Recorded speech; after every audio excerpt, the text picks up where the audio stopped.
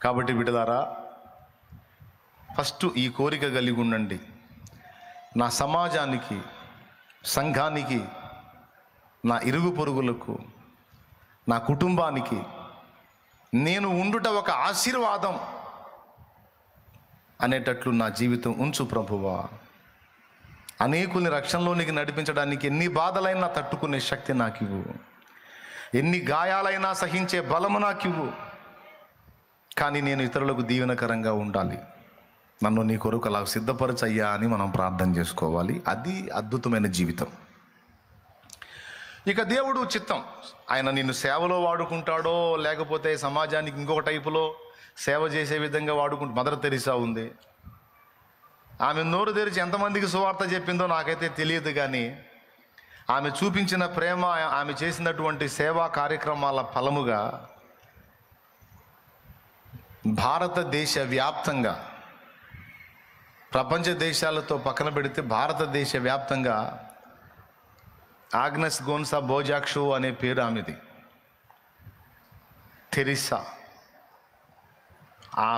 ఆమెకి ముందు అమ్మ అనే టైటిల్ ఇచ్చేశారు. మదర్ తెరీసా, అమ్మ అమ్మ అమ్మ అని. అంటే ఇక ఆమె జీవితాన్ని అలా అంకితం చేసుకుంది. ప్రతి యవనస్తుడు యవన ప్రాయంలోకి రాగానే యవన కోరికలు స్టార్ట్ అవుతాయి, శరీరేచ్ఛలు మొదలవుతాయి. వాటిని బట్టి నాకు పెళ్ళి ఎప్పుడైద్ది, అందరిలాగా నేను కూడా ఎప్పుడు పెళ్లి చేసుకుంటాను, గ్రాండ్ ఫంక్షన్ మ్యారేజ్ ఎప్పుడైద్ది, నాకు కూడా పిల్లలు ఎప్పుడు అవుతారు, నేను కూడా ఒక గృహిణిగా ఎప్పుడు మారుతాను అని సహజంగా ఎవరైనా ఆశపడతారు ఆడపిల్లలు. మదర్ తెరీసా కూడా అదే శరీరంలో నుంచి వచ్చింది. ఆమె ఏం స్పెషల్ బాడీ ఏం కాదు, ఆమె గ్లోరియస్ బాడీ కలిగి లేదు. అదే మానవ శరీరం, అయ్యే యవనేచ్ఛలు చాలా చక్కగా ఉంటుంది. ఆమె యవన ప్రాయంలో ఉన్నప్పుడు ఫోటో చూడండి, ఎంత అందంగా ఉంటుందో తల్లి. కానీ ఆమె హృదయంలో ఒక భారం ఏర్పడింది. అందరి స్త్రీలలాగా నేను కూడా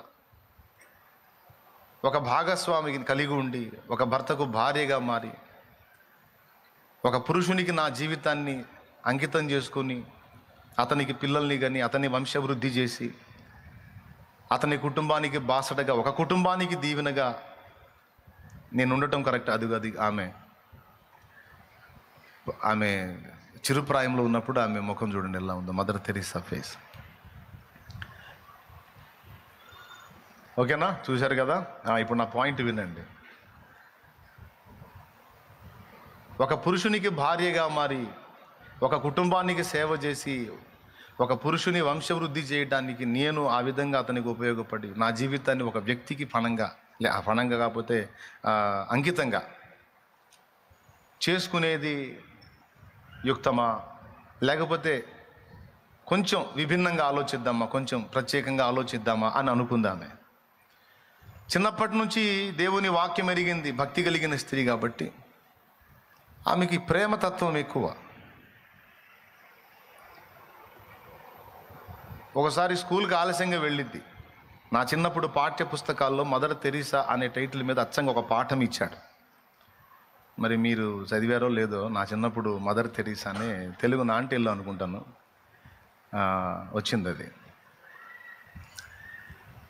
అందులో మామూలు బుక్లోనే వచ్చింది. ఆమె జీవితం చదివాను అప్పుడు. నేను స్కూల్కి ఆలస్యంగా వెళ్ళిద్ది. టీచర్ కొట్టిద్ది, తొందరపడి ఆలస్యం ఎందుకు అయిందని కొట్టిద్ది. సైలెంట్గా దెబ్బలు తింటుంది. తర్వాత చెప్పింది, టీచర్ నేను వచ్చే దారిలో ఒక తల్లి ఇట్లా ఇబ్బందికరంగా ఉంది, ఆమెను చూసి నాకు ప్రాణం వెలువెల్లాడిపోయింది, అందుకని ఆ తల్లికి ఇలా నేను ఉపచారం చేసి ఆమెను ఇట్లా హాస్పిటల్లో అడ్మిట్ చేసి వచ్చేటప్పటికి ఇట్లా నాకు లేట్ అయిందని ఆమె చెప్పుద్ది. అప్పుడు టీచర్ దగ్గరకు తీసుకొని ఆమె బాధపడింది.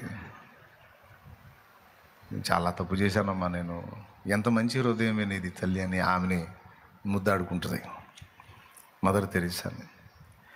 ఆ విధంగా పసితనం నుంచే, చిన్న ప్రాయం నుంచే సేవా గుణాన్ని అలవరుచుకున్నటువంటి ఆమె, నా జీవితం ఒక వ్యక్తికి అంకితం కాకూడదు, నా జీవితం సమాజానికి అంకితం కావాలి, అనే ఆలోచన కలిగింది.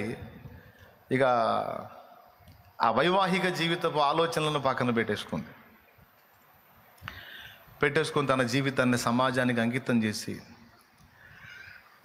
తల్లిదండ్రి లేని అనాథ పిల్లలను ఎంతోమందిని ఆదరించి వారికి ఆమె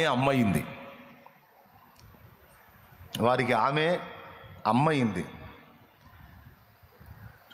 అంతేకాదు, రోగులు కలరా భయంకరంగా వ్యాపించి సొంత కుటుంబ సభ్యులే తమ ఇంటి వారిని బయట ఒక గుడారం లాంటిదేసి అందులో పడేసి కంచంలో ఆహారం పెట్టి కర్రతో నెట్టే పరిస్థితుల్లో ఉంటే, అలాంటి కండిషన్లో ప్రజల మధ్యలోకి వెళ్ళి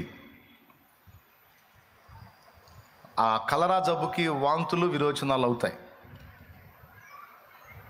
వాళ్ళు కక్కినప్పుడు ఆ వాంతిని బట్టింది, వాళ్ళని శుభ్రపరిచింది. విచిత్రం ఏంటంటే ఆమెకి కలరా రాలా. దాదాపు చాలా సంవత్సరాలు నిండు ముసలితనం వరకు బ్రతికింది ఆమె. కలరా వ్యాధి ఇలా తగిలితేనే ఇలా గాలి తగిలితేనే అలా వచ్చేసే వ్యాధి చాలామందికి సేవ చేసినా సరే మదర్ తెరీసాకి రాలా.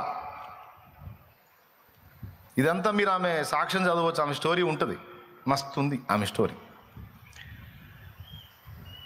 యవన ప్రాయములో సహజంగా కలిగేటువంటి ఇచ్చలు, కోరికలు, ఆలోచనలన్నిటినీ అధిగమించి చంపుకొని ఒక వ్యక్తికో ఒక కుటుంబానికో కాదు నా జీవితం సమాజానికి ఎంత అవకాశం ఉంటే అంత మేలుకరంగా, ఆశీర్వాద కారణంగా నా జీవితం ఉండాలి. అనేక మందికి, ఏదో 4 బిడ్డలకి, 2 బిడ్డలకి, 3 బిడ్డలకి, ఒక బిడ్డకి నేను తల్లి కాదు, వందల వేలాది మంది పిల్లలకు నేను అమ్మను కావాలి అని తన బ్రతుకును అలాగా అంకితం చేసుకున్న తీర్మానం మీద చచ్చిపోయిన దాకా నిలబడింది ఆమె. చూడండి, చేసుకున్న తీర్మానం మీద చచ్చిపోయిన దాకా నిలబడింది. చంచలంగా 4 రోజులు తీర్మానం చేసి 4 రోజులు మళ్ళా లోకంలో కలిసిపోయేటటువంటి చంచల మనస్కురాలు కాదామె. ఏదో ఇలాంటి విషయాలు విన్నప్పుడు ఆవేశంతో ఉప్పొంగిపోయి తీర్మానాలు చేసి మళ్ళీ 4 రోజులు ఆగి మళ్ళీ లోకం వైపు చూసి చల్లారిపోయేటువంటి నాసిరకం సరుకు కాదు మదర్ తెరీసా. తను ఏ తీర్మానం అయితే చేసిందో ఆ తీర్మానానికి అంకితమై కట్టుబడి చనిపోయిన దాకా తన తీర్మానాన్ని రద్దుపరుచుకోకుండా బ్రతుకంతా అలాగూ బ్రతికేసింది. నిజంగా తాను అనుకున్నట్టే ఎంతో మంది ప్రజలకు ఆశీర్వాద కారణం. ఇంకా చెప్పాలంటే ప్రపంచమే ఆమెకు నోబెల్ బహుమతి ఇవ్వడంతో పాటు భారతరత్నే కదా ఆమెకి ఇచ్చింది. దేవునికి స్తోత్రం. ఏమండి, దేశానికి ఒక రత్నం లాంటిదని ఆమెకి ఇచ్చారు టైటిల్. విషయం ఏంటంటే ఆమె డైరెక్ట్గా నోరు తెరిచి ఇతరులకు సువార్త చెప్పకపోయినా తన క్రియ చేత, తన ప్రేమ చేత, తన సేవ చేత ఎంతోమంది యేసుక్రీస్తు గురించి ఆలోచించేటట్టు చేసింది. హల్లెలూయా, హల్లెలూయా.